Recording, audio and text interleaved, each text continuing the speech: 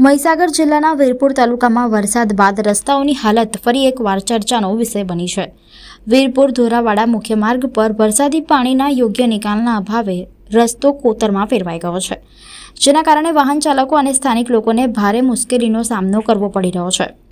સ્થાનિકોના આક્ષેપ છે કે શિવશક્તિ શોપિંગ સહિતના બાંધકામ માટે કુદરતી કોતરો અને વરસાદી પાણીના વહેણનો માર્ગ પૂરી દેવામાં આવ્યો છે। પરિણામે વરસાદી પાણી રસ્તા પર ફરી વળ્યું અને ભારે પ્રવાહના કારણે ડામરનો રસ્તો ધોવાઈ જઈ મોટા ખાડાઓ પડી ગયા છે। વીરપુર ધોરાવાડા સાઠબા માર્ગ ઉદ્યોગો, પેટ્રોલ, શાળા, પાણી પુરવઠા કચેરી, પેટ્રોલ પંપ અને સરકારી ગોડાઉન જેવા મહત્વના સ્થળોને જોડતો હોવાથી અહીં દિવસભર વાહનોની અવરજવર રહે છે।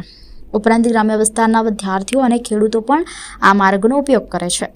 હાલ રસ્તાની દયનીય સ્થિતિના કારણે લોકોને જીવના જોખમે અવરજવર કરવી પડી રહી છે।